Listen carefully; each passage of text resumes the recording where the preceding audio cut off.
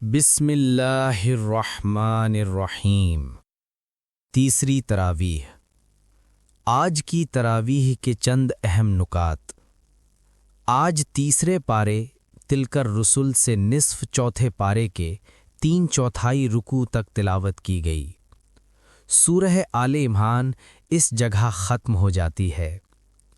کل کی تراویح کی آخری آیات میں نبی صلی اللہ علیہ وسلم سے کہلوایا گیا تھا کہ اے اہل کتاب اور دوسرے مذہب والوں، میں اور میرے پیروں تو صحیح اسلام کے قائل ہو چکے جو خدا کا اصل دین ہے۔ اب تم بتاؤ کہ کیا تم بھی اپنے اور اپنے پچھلوں کے بڑھائے ہوئے اضافوں کو چھوڑ کر اسی اصل اور حقیقی دین کی طرف آتے ہو؟ ظاہر ہے کہ ہٹ دھرم لوگ کسی طرح بھی اپنا طریقہ نہیں چھوڑا کرتے۔ اسی لیے فرمایا، جو لوگ اللہ کی آیات کا انکار کرتے رہے، اس کے نبیوں کو قتل کرتے رہے اور ان لوگوں کی بھی جان کے دشمن بن گئے جو لوگوں میں انصاف کی دعوت لے کر اٹھے، تو ایسے لوگوں کو دردناک عذاب کی خوشخبری دے دو۔ یہ اپنے کرتوتوں پر دنیا میں کتنے خوش ہوتے رہے، مگر حقیقت میں ان کے اعمال اور کوششیں سب دنیا اور آخرت میں برباد ہو گئیں، اور خدا کی پکڑ سے انہیں بچانے والا کوئی نہیں ہوگا۔ اہل کتاب کی مسلسل مجرمانہ حرکتوں کا سبب یہ بتایا گیا کہ من گھڑت عقیدوں نے ان کو غلط فہمی میں ڈال کر خدا سے بے خوف بنا دیا ہے۔ پھر مسلمانوں کو تنبیہ کی کہ رازداری کے معاملات میں مومنوں کو چھوڑ کر کافروں کو دوست نہ بناؤ۔ سب کے لیے اعلان کر دیا گیا کہ اے نبی صلی اللہ علیہ وسلم، فرما دیجئے کہ اگر تم اللہ کو دوست رکھتے ہو تو میری پیروی کرو، اللہ بھی تمہیں دوست رکھے گا اور تمہارے گناہوں کو بخش دے گا۔ بس اللہ کی اطاعت کرو اور رسول صلی اللہ علیہ وسلم کی۔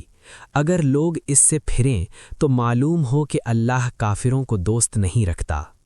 پھر اللہ نے عیسائیوں کی گمراہی کو واضح کرتے ہوئے حضرت مریم علیہ السلام اور حضرت عیسیٰ علیہ السلام کے معجزات کو بیان کر کے بتایا کہ حضرت عیسیٰ کی پیدائش بغیر باپ کے ایسا ہی معجزہ ہے جیسا کہ اللہ نے حضرت آدم کو بغیر ماں باپ کے پیدا کیا۔ اس دلیل سے معلوم ہوا کہ جب حضرت آدم خدائی میں شریک نہیں تو مریم اور حضرت عیسیٰ کو کیسے خدائی میں شریک کرتے ہو؟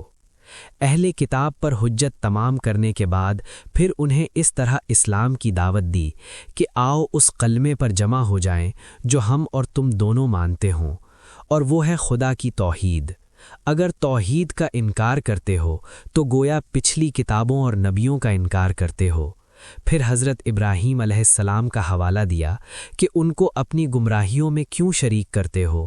وہ نہ تو یہودی تھے نہ عیسائی تھے، بلکہ سچے اور یکسو مسلم تھے۔ تورات اور انجیل تو ان کے بعد آئی ہیں۔ حضرت ابراہیم سے صحیح نسبت کے حقدار حضرت محمد صلی اللہ علیہ وسلم اور ان کی پیروی کرنے والے ہیں، کیونکہ وہی ان کے دین کو لے کر اٹھے ہیں۔ یہودیوں کی بعض چالوں کا بھی ذکر کیا تاکہ مسلمان ان کی سازشوں سے ہوشیار رہیں۔ ان میں سے ایک تو یہ ہے کہ کچھ لوگ پہلے تو اسلام قبول کر لیتے ہیں، پھر کچھ عرصے بعد اسلام اور مسلمانوں پر الزامات لگا کر اسلام سے نکل جاتے ہیں۔ ان کی پوری تاریخ اسی طرح کی چالوں سے بھری ہوئی ہے۔ یہود کے علماء اور لیڈروں کو مخاطب کر کے کہا گیا کہ تم اپنی قوم کے اندر تعصب بھڑکاتے ہو کہ کسی اسرائیلی کے لیے جائز نہیں کہ غیر اسرائیلی کو نبی مانے، حالانکہ اصل ہدایت تو اللہ کی ہدایت ہے جس کا تمہیں طالب ہونا چاہیے، خواہ بنی اسحاق پر آئے یا بنی اسماعیل پر۔ تم اگر سمجھتے ہو کہ کسی کو عزت تمہارے دینے سے ملے گی تو یہ غلط ہے۔ عزت و فضیلت اللہ کے ہاتھ میں ہے، جسے چاہے دے۔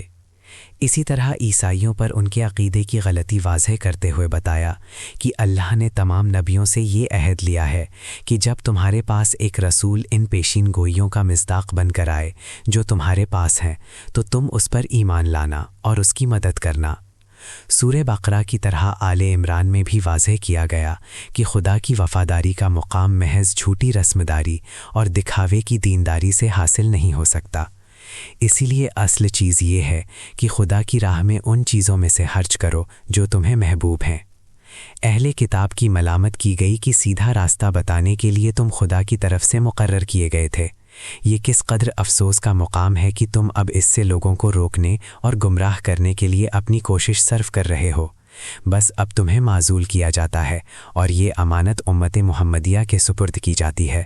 ساتھ ہی امت محمدیہ کو بشارت دی گئی کہ اہل کتاب تمہاری مخالفت میں کتنا بھی زور لگا لیں تمہارا کچھ نہ بگاڑ سکیں گے، بشرطے کہ تم صبر اور تقوی پر قائم رہو۔ جنگ احد میں مسلمانوں کو اپنی ہی غلطی سے جو تکلیف پہنچی، حالانکہ ان کی تعداد بدر کے مقابلے دگنی سے بھی زیادہ تھیں، اس پر بے لاغ تبصرہ فرمایا اور بتایا کہ منافقوں کے ساتھ چھوڑ جانے سے بعض لوگ دل برداشتہ ہو گئے، حالانکہ اصل بھروسہ اللہ پر کرنا چاہیے، جبکہ وہ پہلے بھی بدر میں تمہاری مدد کر چکا ہے، اور اللہ نے تو 300 منافقوں کے راستے میں کٹ کر چلے جانے پر 3000 فرشتوں سے مدد فرمائی۔ چنانچہ پہلے مسلمان کامیاب ہو گئے، مگر ان کے ایک دستے نے مال غنیمت کے لالچ میں نبی صلی اللہ علیہ وسلم کے حکم کی نافرمانی کی، جس کے سبب اللہ نے سبق سکھانے کے لیے فتح کو شکست میں بدل دیا۔ سود کی مذمت اللہ تعالیٰ نے اس طرح فرماوی کہ اے ایمان والو، بڑھتا چڑھتا سود نہ کھاؤ اور اللہ سے ڈرتے رہو۔ اس سے پہلے بھی اللہ کا فرمان ہے، جو لوگ سود کھاتے ہیں ان کا حال اس شخص کا سا ہوتا ہے جسے شیطان نے چھو کر باولا کر دیا ہو، اور اس حالات میں ان کے مبتلا ہونے کی وجہ یہ ہے کہ وہ کہتے ہیں تجارت بھی تو آخر سود ہی جیسی چیز ہے، حالانکہ اللہ نے تجارت کو حلال کیا ہے اور سود کو حرام۔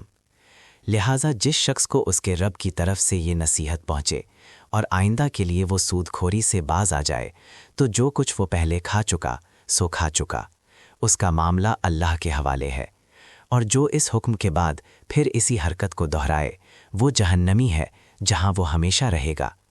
اللہ سود کا مٹھ مار دیتا ہے اور صدقات کو بڑھا دیتا ہے۔ اللہ کسی ناشکر بدعمل انسان کو پسند نہیں کرتا۔ ہاں، جو لوگ ایمان لے آئیں اور نیک عمل کریں اور نماز قائم کریں اور زکوٰۃ دیں، ان کا اجر بے شک ان کے رب کے پاس ہے، اور ان کے لیے کسی خوف اور رنج کا موقع نہیں۔ اے لوگو جو ایمان لائے ہو، اللہ سے ڈرو، اور جو کچھ تمہارا سود لوگوں پر باقی رہ گیا ہے اسے چھوڑ دو، اگر واقعی تم مومن ہو۔ اگر تم نے ایسا نہ کیا تو آگاہ ہو جاؤ کہ اللہ اور اس کے رسول کی طرف سے تمہارے خلاف اعلان جنگ ہے۔ اب بھی توبہ کر لو اور سود چھوڑ دو تو اپنا اصل سرمایہ لینے کے تم حقدار ہو۔ نہ تم ظلم کرو، نہ تم پر ظلم کیا جائے۔ تمہارا قرض دار تنگ دست ہو تو ہاتھ کھلنے تک اسے مہلت دو، اور اگر تم معاف کر دو تو تمہارے لیے زیادہ بہتر ہے اگر تم سمجھو۔ سود کے بارے میں درج ذیل احادیث کا پڑھنا مفید رہے گا۔ حضرت عبادہ بن صامت رضی اللہ تعالی عنہ سے مروی ہے کہ آپ صلی اللہ علیہ وسلم نے فرمایا، گیہوں کے بدلے گیہوں، جو کے بدلے جو، سونے کے بدلے سونا، نمک کے بدلے نمک، چاندی کے بدلے چاندی، کھجور کے بدلے کھجور لینا دینا برابر برابر جائز ہے، اور جو اضافہ کر کے دیا جائے وہ سود ہے۔ ترمذی۔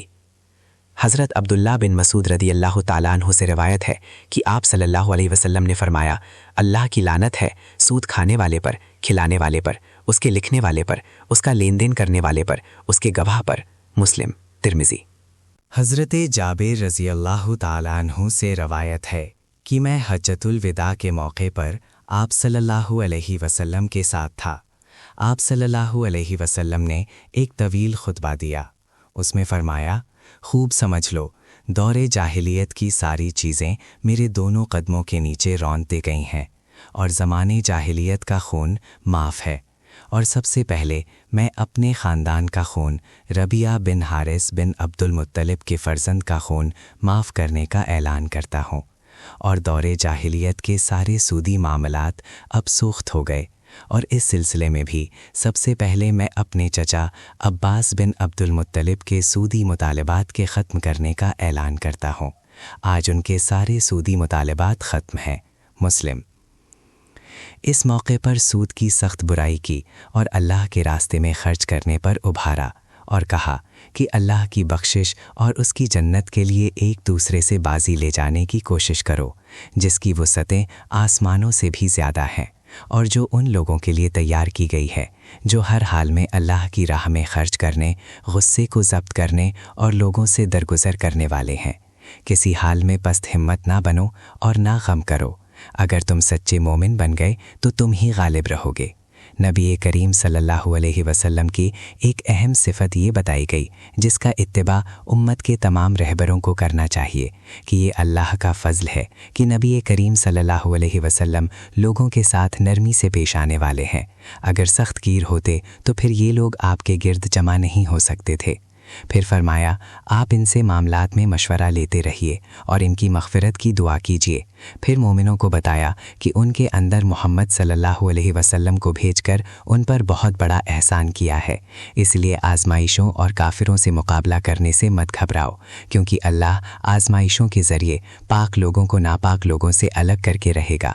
सूरह बकरा की तरह आले इमरान को भी निहायत पुरअसर दुआ पर ख़त्म किया गया है।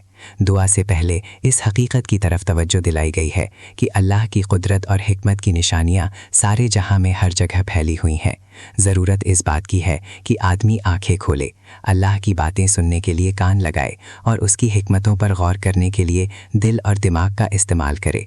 आखिर में मुसलमानों को हिदायत फरमाई कि 4 चीज़ें हैं जो तुम्हें दुनिया और आखिरत दोनों में कामयाब कराएंगी, उन्हें इख्तियार करो।